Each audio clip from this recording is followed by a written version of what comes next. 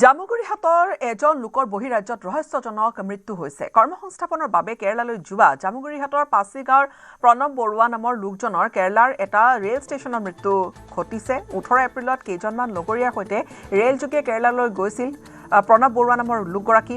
প্ৰণৱ বৰুৱাৰ দুদিন পূৰ্বে মৃত্যু বুলি পৰিয়ালৰ লোকক লগৰজনে জনাইছিল। লগৰীয়া কেইজনে জনায় এগৰাকী ছোৱালী আৰু এটি পুত্ৰ সন্তানৰ পিতৃ প্ৰণৱ বৰুৱাৰ মৃত্যুক সহজভাৱে মানি ল'ব পৰা নাই পৰিয়ালৰ লোকে। ঘটনা সন্দৰ্ভত জামুগুৰি আৰক্ষী থানাত এজাহাৰ দাখিল কৰিছে পৰিয়ালে। ঘটনাৰ উচিত তদন্তৰ দাবী কৰিছে পৰিয়াল আৰু স্থানীয় লোকে। আমি যিদিনা 18 তাৰিখে ভাইটি ইয়াৰ পৰা ওলাই গৈছে, তো আমি এদিনা গমেই নাপাওঁ। তাৰ পিছদিনা দেওবাৰে প্ৰায় 3-3:30 মানত দিনৰ এইটো সময়ত গম পাইছোঁ যে তাকো আলেঙে থিয়কে ঘৰলৈও ফোন কৰা নাই। যাওঁতেতো ঘৰৰ পৰা সুস্থকৈ গৈছে, তাত গৈ কি হৈছে হত্যা কৰিব পাৰে তেনেকুৱা অনুমান হয় আমাৰ অলপ। কাৰ ওপৰত সন্দেহ আছে আপোনালোকৰ? এই লগত যোৱা ল'ৰাৰে হ'ব।